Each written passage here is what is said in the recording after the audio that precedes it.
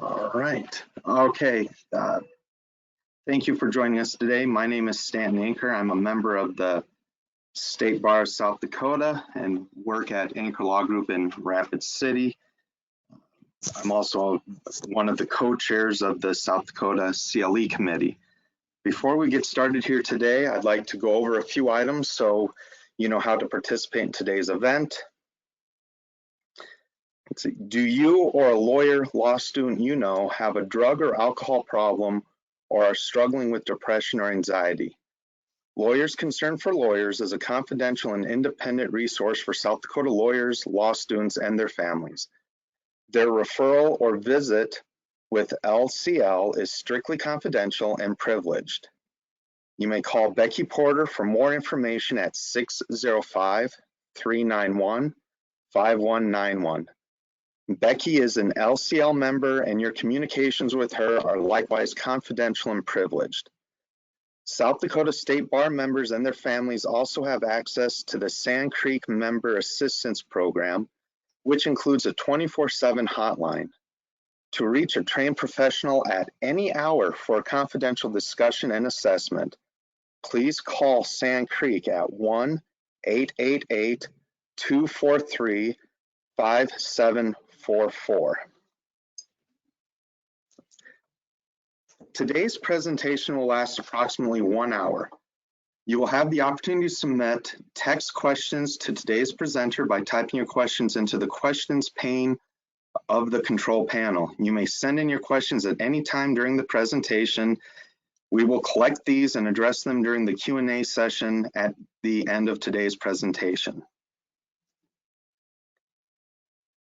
I would like to thank the State Bar South Dakota and CLE Inc. for their support of today's program. Now I would like to introduce our presenter. Kay Cee Hodson is the career law clerk for the Honorable Charles L. Nail Jr., Chief Bankruptcy Judge for the United States Bankruptcy Court for the District of South Dakota and Chief Bankruptcy Judge for the 8th Circuit Bankruptcy Appellate Panel. Kay Cee is originally from Martin, South Dakota, and has made her home in Pierre off and on since the early 1980s.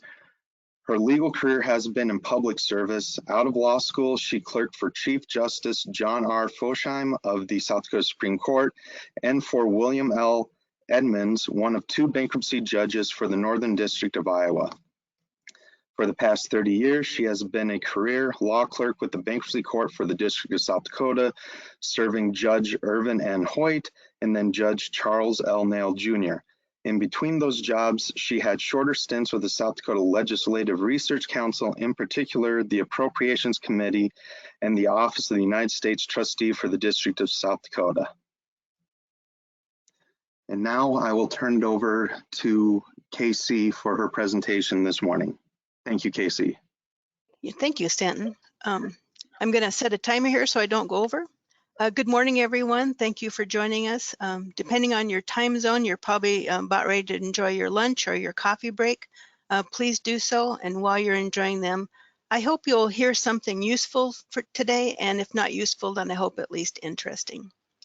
The court would like to thank the State Bar and Stanton and the CLE Committee for inviting me to speak today. We are always grateful for opportunities to speak to attorneys and their staff members who are interested in bankruptcy law. In the next 40 minutes or so, we'll talk a bit about the history of bankruptcy law, give you some nutshell information about what's in the bankruptcy code and some of the day-to-day work that attorneys in bankruptcy law do. We'll talk about the Bankruptcy Bar in the District of South Dakota and what some of the opportunities may be coming up for some of the younger attorneys. Third, we'll talk about what kind of attorney makes a good bankruptcy attorney and whether that might be a good fit for you. Finally, we'll have a short discussion at the end talking about what it takes to get up to speed in bankruptcy law and how to stay up to date. So first, a brief history about bankruptcy law in the United States. So what is bankruptcy? It is a formal legal process of giving a debtor a financial fresh start. And that fresh start can come in one of 2 ways. The most common way is that the debtor's assets are liquidated and those funds are used to pay creditors. The debtor then receives a discharge or a forgiveness of all the debts that he had, or most of the debts he or she had before they filed bankruptcy. The other way to a financial fresh start is through the confirmation of a plan, with the debtor paying the creditors to the best of his ability under provisions outlined by the code and also what their finances permit. Bankruptcy, it should be noted, is a legal privilege. It's not a legal right. Advocates for bankruptcy relief will tell you that it frees families from just unsustainable financial pressures. This certainly is true if a major illness or an accident befalls a family. Even wage earners with decent insurance can find themselves struggling after a major illness such as cancer strikes the family. In fact, a recent study showed that a person with a long-term battle with cancer, especially a younger person, is 2.5 times more likely to file bankruptcy than the general population. So bankruptcy is a nationwide provision that allows families to be freed of those financial pressures. From the business world perspective, capitalists will tell you that businesses and entrepreneurs need to be able to legally fail so that they are still encouraged to go forward and try new ventures and new ideas. The concept of bankruptcy has been around for thousands of years.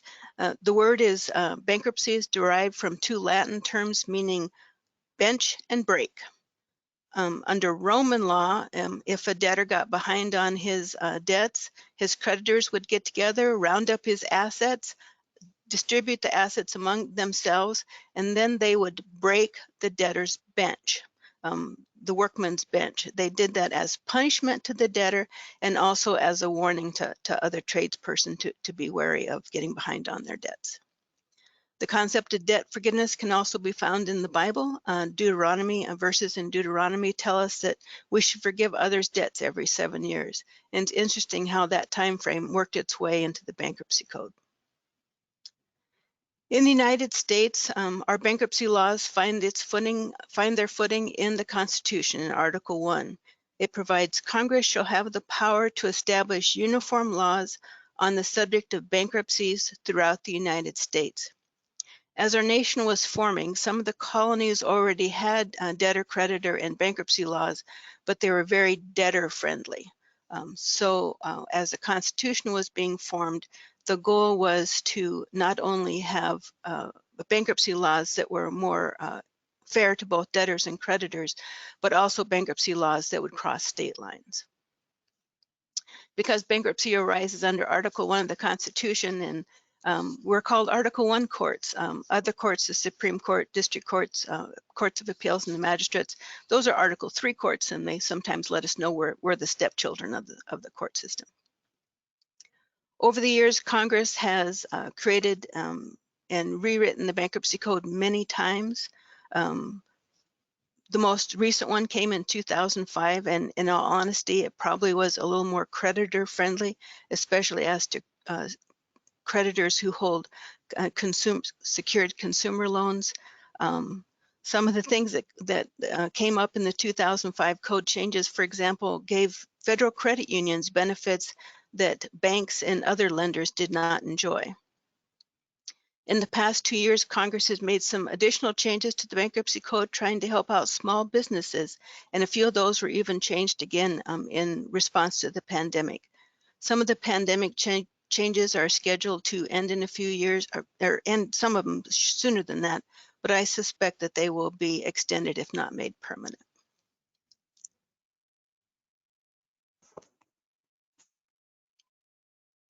Under the Bankruptcy Code, we have 4 main chapters, 7, 11, 12, and 13. Let's start with Chapter 7. That's the most frequent one we see, and the easiest one for people to understand.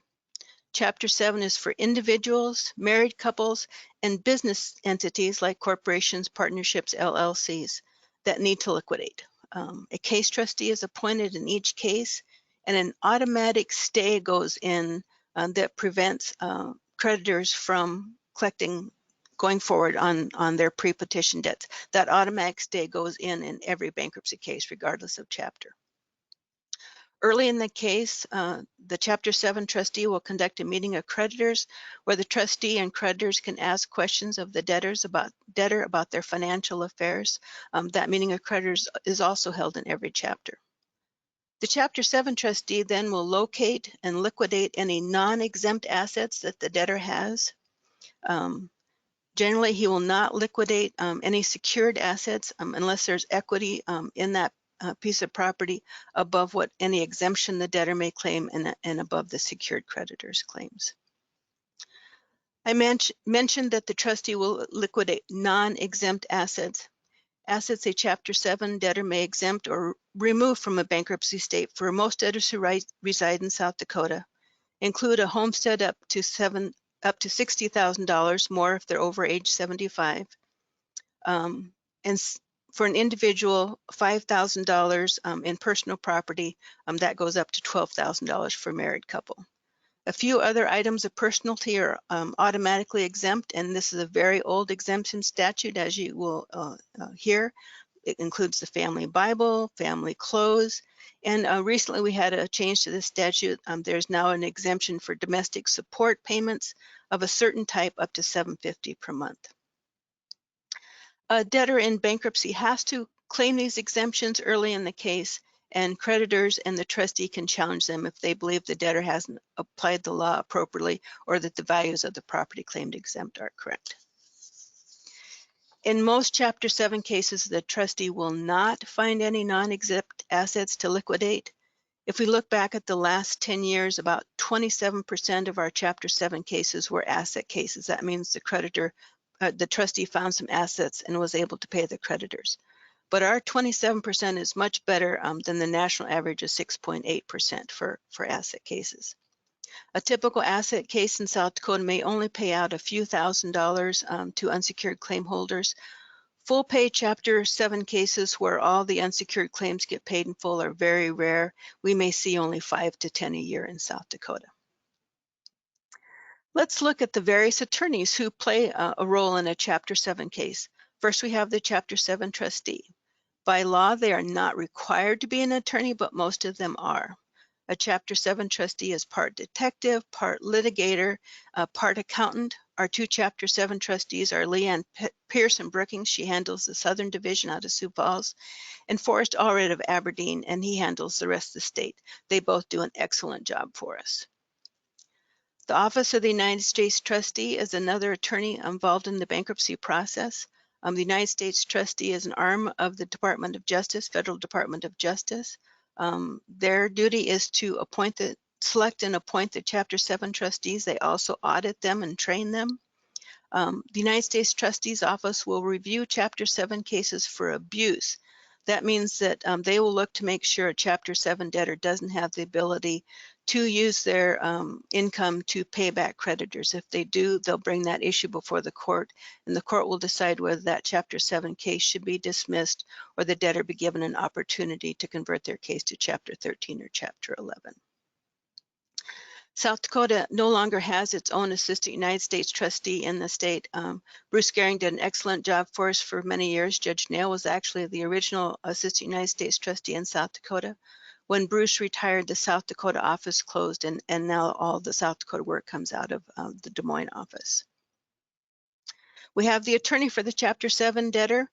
He helps the debtor fulfill his duties under the code, which is completing the schedules of assets and liabilities, some statement of financial affairs and things like that, attending the meeting of creditors.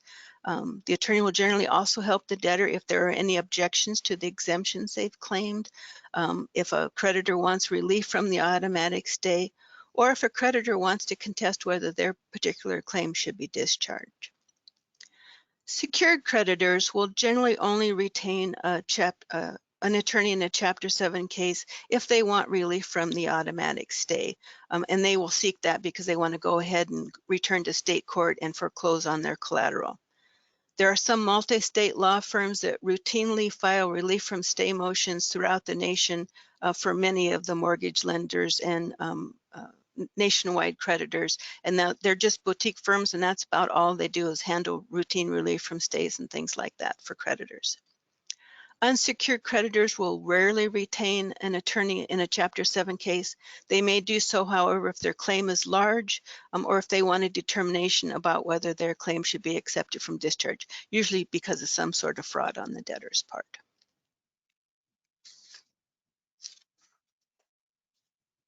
The court's role in a Chapter 7 case is to resolve disputes. They may be disputes over exemptions, disputes over the relief from stay, over the discharge, things like that. In a routine Chapter 7 case where no assets have been found, they rarely cross my desk and they rarely cross Judge Nail's desk. So that's Chapter 7 in a nutshell. As I said, many of those provisions, the meeting of creditors, the automatic stay, are common to all chapters. Let's look at the cousin of Chapter 7, which is Chapter 13. Chapter 13 is for individuals and married couples only, not for businesses. Generally, it's considered for wage earners or small business owners. In a Chapter 13, the debtor will propose a plan that's consistent with the code and repay creditors to the best of their financial ability. Creditors have an opportunity to object to the plan, as does the trustee who is appointed in each Chapter 13 case. Once a plan is confirmed, the debtor will make plan payments to the trustee, and the trustee will distribute out those funds to the creditors, usually unsecured creditors or secured creditors where the debtor got behind on payments. The debtor receives a discharge after they complete their plan payments. Chapter 13 cases in South Dakota generally have a very good payout to unsecured creditors, anywhere from 5%, which seems low, but it can be a fairly decent payout, up to 100% in other cases. Not too many years ago, South Dakota led the nation in the percentage payout that we had in our Chapter 13 cases, and I'm sure we're still pretty close to the top today. Our Chapter 13 trustee is Dale Wine from Aberdeen, and he does an excellent job. He works very well with debtors, their attorneys, creditors, attorneys, and also the court.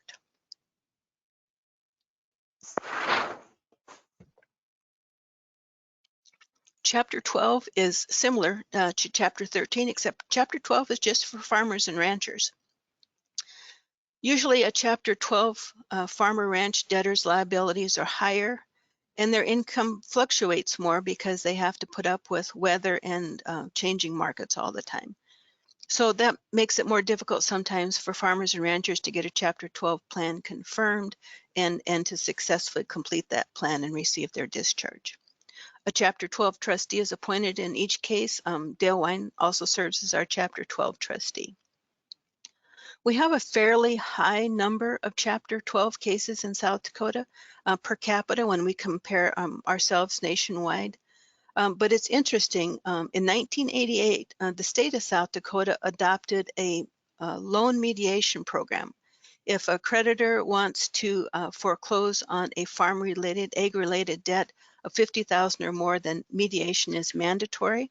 Farm debtors and creditors can also do voluntary mediation. The other day we had one of the mediators in our court on a different issue, but during the hearing he testified that 93% of the state's mediations are successful. What that means for the bankruptcy world in South Dakota is that we get the really tough Chapter 12 cases, the ones that were not successful in mediation. So we get the difficult cases, and our debtors, attorneys, and creditors then are also faced with the difficult Chapter 12 cases. Chapter 11 is for individuals, married couples, and businesses, including larger farms and ranchers who want to reorganize rather than liquidate. Like in Chapter 12 and 13, the debtor will propose a plan consistent with requirements in the code. In a general Chapter 11 case, each of the creditors covered in the plan has the opportunity to file a ballot for or against the plan, and also to file objections regarding the content of the plan and whether it conforms with the code. If the debtor, however, does not timely get a plan proposed, or he can't get one confirmed, then in a general Chapter 11 case, a creditor can propose a plan. I think in the time I've been with the bankruptcy court, I've only seen that happen twice. The court will order confirmation or approve the plan if it meets the code requirements, and also once looking at the ballots. And in business Chapter 11 cases, they'll get their discharge at the time of confirmation. For individuals, they'll get their discharge after they complete their plan payments. There are a couple of special types of Chapter 11 cases for small businesses, and these are fairly new creations to the code, including some changes that came with the pandemic. In these special Chapter 11 cases for small businesses, in one of the two types, a Chapter 11 trustee is always appointed. Unlike the 12 and 13 trustee, their duty really isn't so much to distribute plan payments, but it's to help the debtor's attorney work with the creditors and try to come up with a plan that everybody agrees with. We've already had several of these special small business cases filed in South Dakota, and some of them have already gotten a plan confirmed. The process moves fairly quickly, and which was one of the goals in making these changes to the bankruptcy code, make it easier for small businesses and make the confirmation process quicker. The real test will come about whether these small business debtors can complete their plan payments and be successful in their reorganization. As I mentioned earlier, the majority of cases filed in South Dakota are Chapter 7s, about 89%. On average, we get about 10% of our filings are Chapter 13s. Chapter 11 and Chapter 12 cases will be less than 1%. But in a small district like ours, Chapter 11, just having a handful of Chapter 11, 12 cases, that's quite a few, and it keeps us pretty busy. I mentioned earlier that we have a discharge in bankruptcy, and I want to talk a little bit about what a discharge is. Under all four chapters, the debtor can receive a discharge, or that's a forgiveness of their debts if they meet all requirements of the bankruptcy code, which vary by chapter. If a debtor receives a discharge, that means their personal liability on a pre-petition claim is discharged. That claim goes away, and the creditor can no longer collect personally from the debtor. Most voluntary secured claims, like a mortgage on a house, a car, a camper trailer, those survive bankruptcy. If the debtor wants to keep the property, then they have to continue making those secured payments to the creditor to keep their house or to keep their car. Formal business entities that file Chapter 7 do not receive a discharge because it is presumed that they are going out of business. Some types of debt, such as child support and criminal restitution, orders are never discharged. Nothing has to be done. The code automatically provides that those kind of debts are never discharged in bankruptcy. There are some other kinds of exceptions to the discharge where the creditor has to ask the court to make that declaration. And these are usually when the creditor says that their claim arose from some type of fraud or bad acts by the debtor, and they will seek to have that claim accepted from the discharge, and the debtor remains liable for paying it. There are deadlines for when the creditor has to file certain types of non-dischargeability actions, and so you have to really keep on top of those deadlines. There are also a couple instances where a debtor may ask the court to declare that a particular claim is discharged.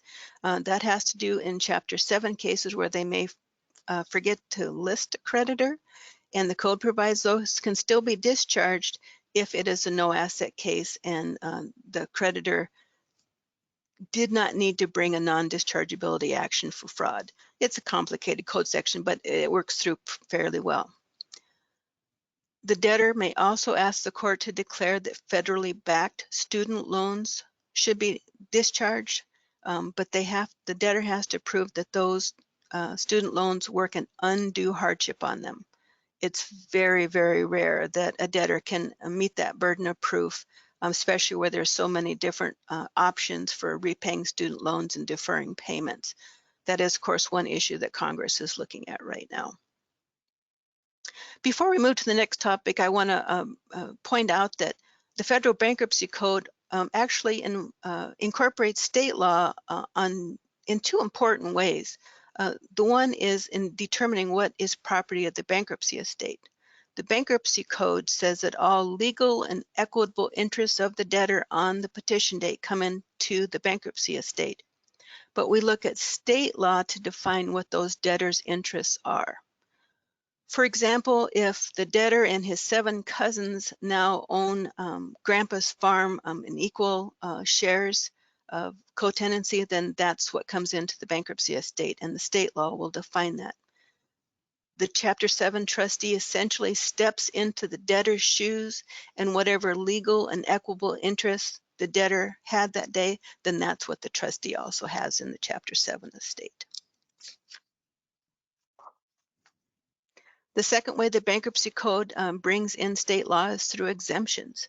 The federal bankruptcy code and the state code kind of dovetail together, such that in South Dakota, most residents must use the South Dakota exemption laws when they file bankruptcy and when they want to remove that exempt property from the bankruptcy estate.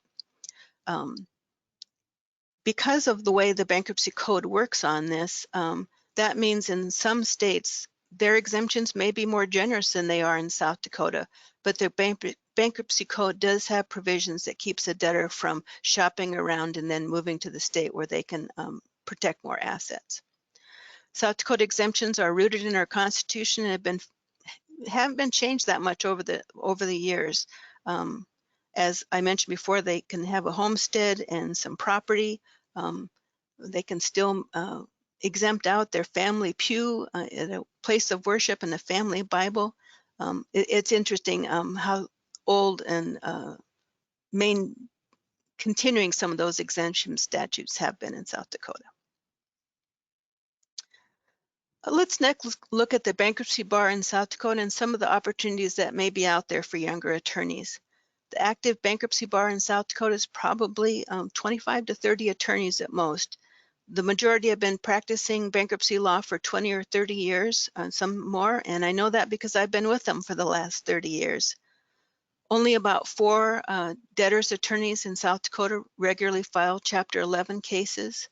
Probably about 8 to 10 attorneys will file Chapter 12 cases.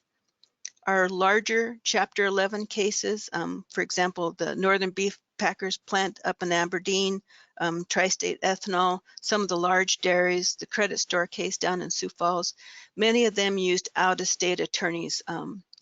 Large Chapter 11 cases are expensive and time-consuming. They also take a lot of paperwork and noticing. Our firms in South Dakota simply aren't large enough to handle some of those larger cases, as well as be able to carry the case until that they receive payment through the assets. Of course, the out-of-state attorneys charge more. I can't always say that their results reflect the hourly rates, but it has been necessary for debtors to look outside South Dakota on those larger cases. Outside of Sioux Falls, there are probably fewer than 10 attorneys who regularly file Chapter 7 and Chapter 13 cases. There are few active creditor attorneys in all of our major towns in South Dakota. The debtors attorneys are probably, just looking at their age, going to be retiring sooner. I'm not privy to their plans, but like me, they're getting up to retirement age.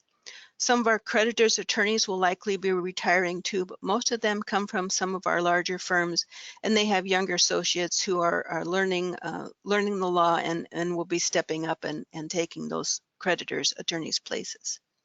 Consequently, we'll probably see a greater need for debtors attorneys in South Dakota in the coming years than creditors attorneys, especially if we get that post-pandemic wave of bankruptcy filings that everyone's been expecting, but so far has not happened yet. And whether that wave comes in South Dakota and how tall that wave is yet to be seen. A few attorneys in South Dakota handle cases for both debtors and creditors, but that's difficult to do. You have to walk a fine line to make sure you don't have any conflict issues. Attorneys who switch hit just need to really be extra careful about that. It's also important to note that a Chapter 7 trustee hiring an attorney for a bankruptcy estate or Chapter 11 or 12 debtor hiring an attorney, they cannot waive conflicts. At present, all three of our Chapter 7 trustees are about my age and may be considering retirement. Again, I'm not privy to their plans, but if you're interested in bankruptcy law and willing to learn the ropes of being a trustee, there may be some opportunities for you in that regard, not too far down the road. Only a dozen or so debtor, creditor, and bankruptcy law attorneys have that as their exclusive practice in South Dakota.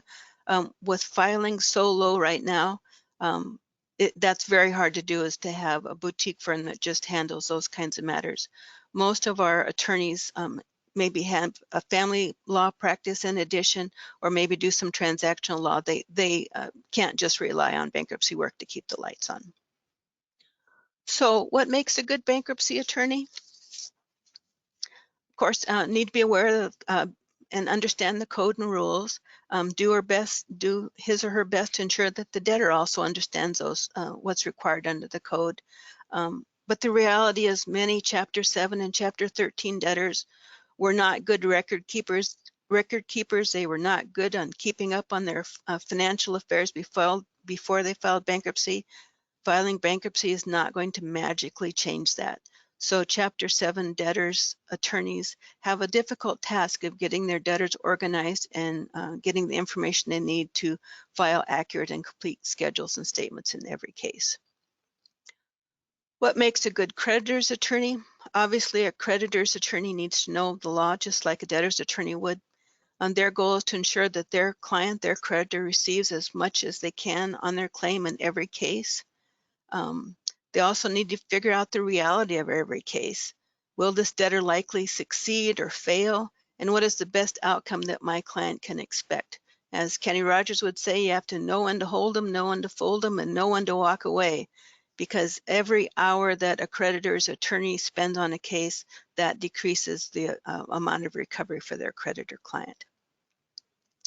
A good case trustee, whether it's for 7, 12, or 13, will be very organized and have good staff members to help them keep up with the workload. They have to be able to maintain meticulous records. For Chapter 7 trustees, they also need to be very persistent, very dogged, case after case, in trying to track down and liquidate assets. It's just a never-ending task for our Chapter 7 trustees. So what do bankruptcy attorneys earn? A Chapter 7 case in South Dakota, on average, costs the debtor about $2,000. About 25% of that will go to the case filing fee and sales tax, with the debtor's attorney getting the remaining 75%. Chapter 13 fees for the debtor's attorney vary widely. They may be as little as $1,000 or go up to over $10,000 in large or difficult Chapter 13 cases. The average cost for Chapter 13 debtor is about $3,750, again with the attorney receiving 70 to 75% of that in fees. Chapter 11 cases and Chapter 13 cases, the fees for the debtor's attorney will vary widely depending on how complex the case is and how long it takes to get a plan confirmed. Hourly rates for our Chapter 11, Chapter 12, and Chapter 13 debtors attorneys range from a low of just $125 an hour up to $340 an hour. What creditors attorneys earn doesn't show up on our docket very often, and I'm not privy to that information, but to the best of my knowledge, they start about $200 per hour and go up, and in some cases go way up from that. We have some creditors attorneys who have very successful multi-state practices, and they handle very complex cases, and of course they earn an hourly rate consistent with that. Chapter 7 trustees are compensated from the filing fee, and they also receive a percentage of any distributions they make. The percentage distribution they make will go down as the amount of the assets distributed to creditors goes up. The Chapter 7 trustees generally do very well when our filings are at average levels or above that, or if they get a big case where there's lots of assets to liquidate. But those cases don't come around very often, and they are very time consuming, so they earn their fees when they have those big cases. Our Chapter 12 and Chapter 13 trustee also receives a small fee from the filing fee, and then also gets a percentage of the distributions they make to the creditors under the plan. The practice of bankruptcy law is, for better or worse, changing due to debtors' access to the internet and a growing number of internet providers geared to people who are looking to file bankruptcy. There are some internet entities that actually say that they are helping a debtor file Chapter 7 for free, and that they therefore aren't practicing law. However, they have attorneys on their staff. So far, no one has challenged them for practicing law in South Dakota without a license, but but I'm sure in time they will. Some of the other internet providers find the debtors that are looking for bankruptcy assistance. They gather the initial information from them, and then they will associate with local attorneys within the district who complete the schedules and statements, file them for the debtor, and then attend the meeting of creditors with them. Of all the internet providers we've come in contact with, there have been problems with all of them. Some of those issues, however, are still being litigated, so I can't comment further. But the reality of internet legal services is going to be challenging for the bankruptcy bar as well as for other areas of the law, and it's something that our younger attorneys will be dealing with in the very near future. So would bankruptcy be a good fit for you as an attorney? If you're thinking about getting to bankruptcy law, here's some questions to maybe ask yourself. Do you enjoy a wide range of legal issues? They may be anything from constitutional questions down to what the impact is of a typo in a security agreement. Those are the kinds of issues we see. If that sounds interesting to you, then bankruptcy may be a good fit. Many of the issues are routine, but you have to be keep your eyes and ears open for zebra issues and be ready to dig into the code and case law when one of those zebra issues arises. Do you enjoy occasional litigation or think you might? Evidentiary hearings and trials are not frequent before the bankruptcy court, although oral arguments are, but we do have some evidentiary hearings and trials. They come up with some pretty good issues to present to the court, and sometimes it's just things that the court needs to hear from the witnesses to judge their credibility and things like that, or hear from appraisers to determine values of property at issue. All of our trials are to the court. Jury trials are available on some issues in bankruptcy, but we just don't see them in South Dakota, and I don't expect we will. I think trying matters to the court is very efficient, and of course I think you always get the right answer too, but it is a good place for a litigator to start is before the bankruptcy court. Do you appreciate getting to know and work with a fairly small bar? For me, that's been a pleasure over the years as you get to know people, and it's a pleasure to work with the same group of people who are dedicated to the bankruptcy system. Are you ready to invest in learning the bankruptcy code and rules and then keeping up to date? That'll be necessary for a good bankruptcy attorney. The code and rules may be thin, and they're certainly not as complex as the tax code or security regulations, but there are parts of the bankruptcy code that are challenging enough to keep your interest up. We do see some code changes with some frequency, as we discussed earlier. The federal rules of bankruptcy procedure are modified a rule or two every year. We try to modify our local rules less frequently. But you do need to keep up with those code and rule changes. A good bankruptcy attorney also needs to keep up with hot topics. Some of the current hot topics, of course, are student loans, discharging student loans and how best to do that and when to do that. The Purdue Pharmacy case, the opioid case, is presenting a current hot topic. One that we actually have seen in South Dakota more than once, and that's in a business case. Should the actual or potential liability of some of the owners of that business also be addressed in the business's bankruptcy case? I imagine that issue's going to get more attention from Congress as well as at some time from the Supreme Court. A good bankruptcy attorney needs a good support staff that they can rely on. The support person's skills should complement the attorney's. If you're an attorney who's not good at dotting I's and crossing T's, then you need a staff person or vice versa. Same thing, if you're not good with numbers like me, but you're more a word person, then you need a staff person that's good at crunching numbers. Bankruptcy cases, especially no asset Chapter 7 cases and Chapter 13 cases, will go across both a debtor's attorney's and a creditor's attorney's case desk fairly fast. So you have to be organized to keep track of the different cases that are in progress and be able to keep up with that workload.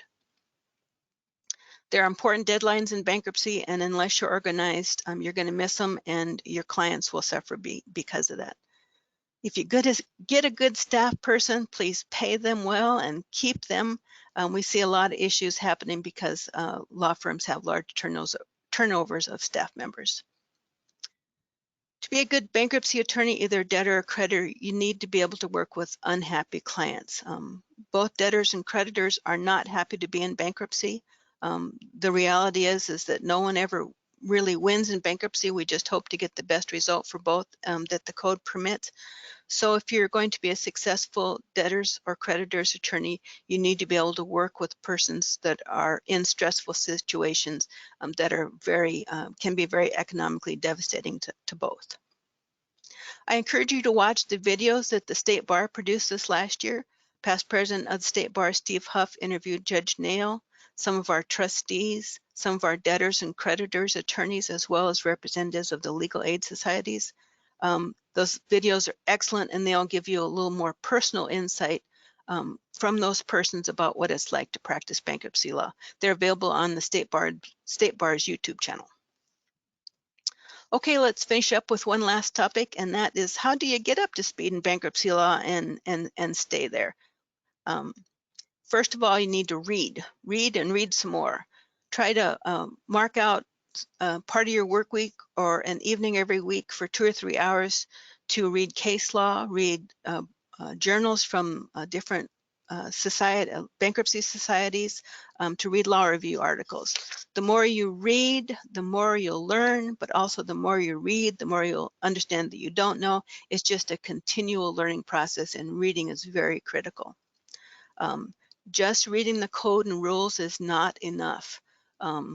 What may seem like a simple code provision when you look at the case law suddenly turns into a very complicated case law. For example, Section 523A6 of the Bankruptcy Code says a debt incurred because of a willful and malicious injury to the creditor can be accepted from discharge. If your creditor's attorney think, the guy punched him, that's a willful and malicious injury. Well, that may be so, but you have to work through the elements and the elements of Section 523A6, as well as the specific definitions of willful and malicious. If you don't do that, your client is not going to prevail on their 523A6 claim. Second, we encourage you to join a bankruptcy association. There's the American Bankruptcy Institute, the National Association of Consumer Bankruptcy Attorneys, the Commercial Law League. There's also organizations out there for trustees. Just Google them. They'll pop up really readily. You can study about them. I belong to the American Bankruptcy Institute. They put out an excellent journal. They have regular webinars online. They also have some in-person seminars, although the pandemic has kind of hit those a little bit. They send out daily e-briefings that are just excellent and cover both debtor and creditor issues. They sometimes can get information out more timely than our training arm of the federal courts can, and I find them very useful. If you're going to be a bankruptcy attorney, you need to be fluent in both the federal rules of bankruptcy procedure as well as the local bankruptcy rules.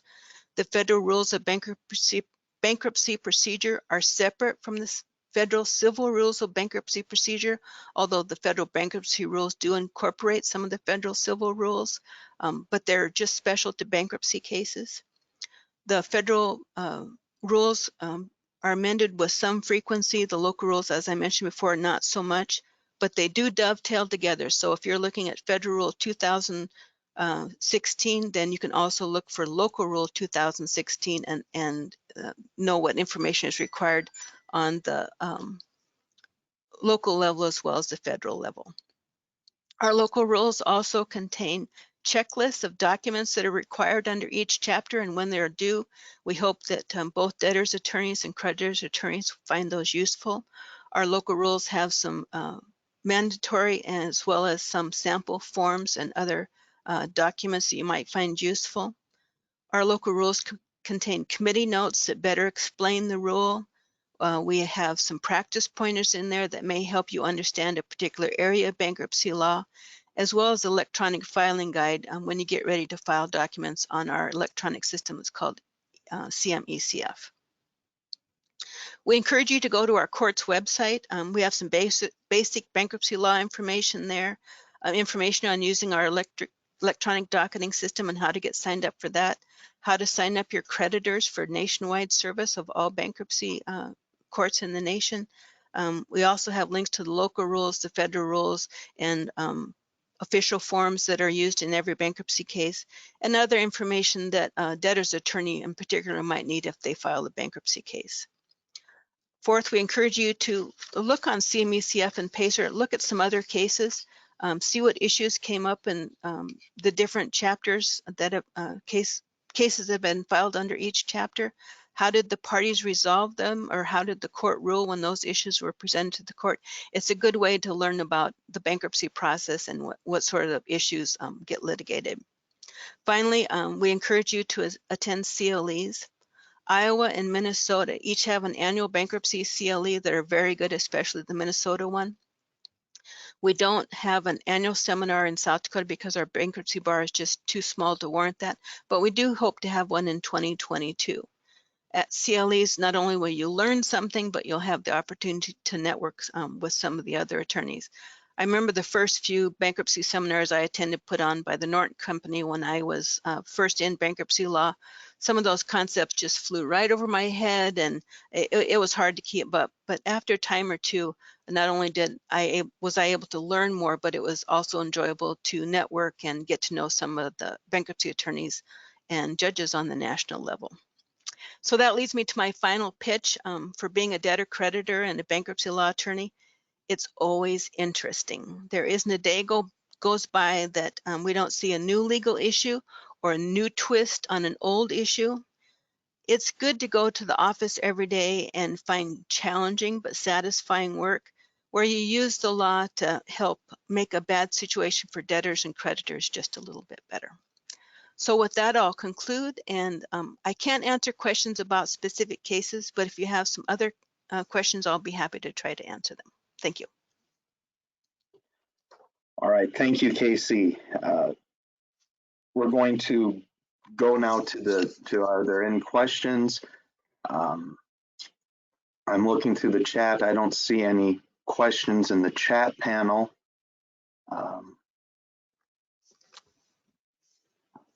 Let's see the questions pane. Okay, we're getting some questions here in the questions pane. Can you please speak? Let's see here. Can you please speak to what you mean by it being a privilege versus a right? In the simplest terms, our Constitution creates certain inalienable rights that every person in the United States has. Bankruptcy is not one of those. It's a legal privilege, just like driving a car is not a legal right. It's a legal privilege that is granted to you under the law. So it's not a basic right. It's a legal privilege. Okay. And that question was from Eric Ronke. Thank you, Eric, for that question. Next question from Kelsey Stock. What types of small businesses do you see using the new small business Chapter 11 plan? The ones that have used the new small business one have varied widely. Everywhere from a company that does manufacturing and repair work to somebody that owned an entertainment venue. They've varied widely. We've not seen anything consistent. We certainly have seen years where we have seen Chapter 11 cases that have hit a segment of the economy. We went through several dairies about 10 years ago. Several of the large dairies up around Brookings went through bankruptcy. We went through a series of bankruptcies where a lot of local small town lumber yards were closing and either liquidating or being sold through a bankruptcy.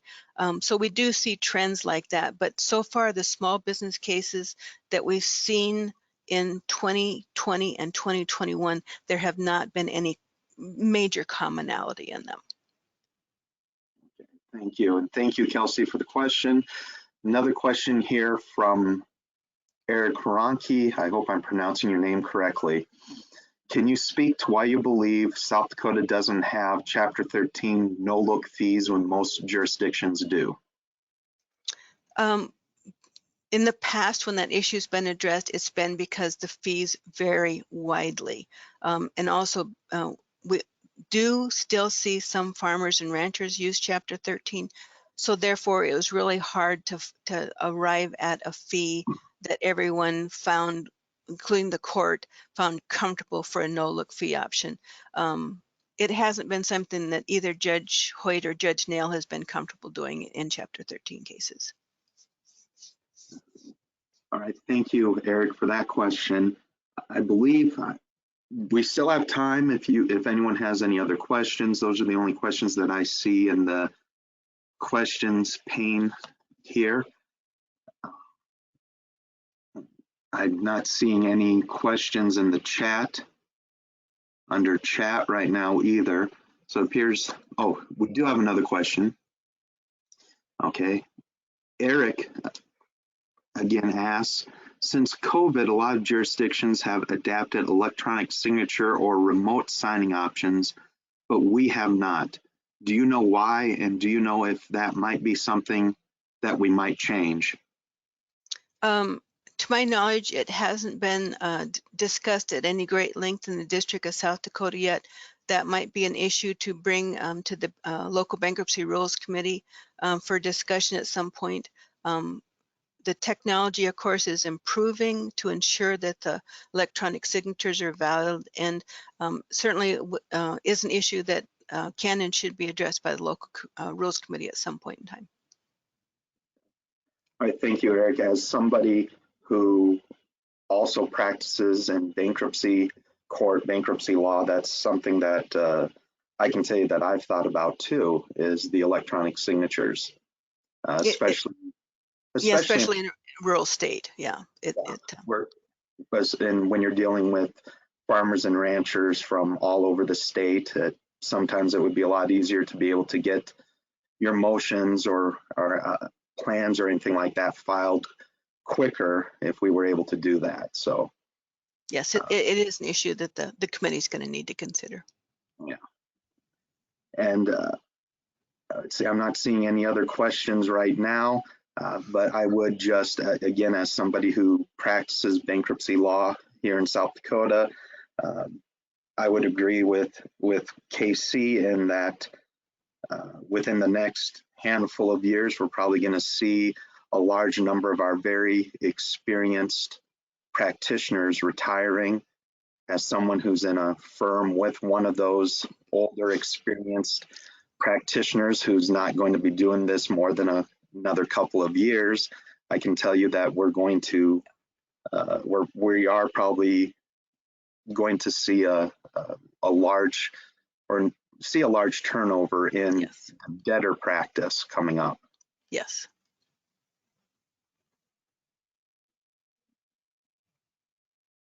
Okay, so I'm not seeing any other questions. Alrighty. Not seeing any other questions. Again, thank you, Kay Cee, for the presentation today. Appreciate you agreeing to do this. Certainly. If those in attendance have any additional questions, please contact the State Bar at info@sdbar.net, and we will get those directed to Kay Cee, and we can get answers out on any other questions that come up. Once you leave today's webinar, you will receive a survey on the presentation, and we would appreciate if you could complete that and provide your feedback.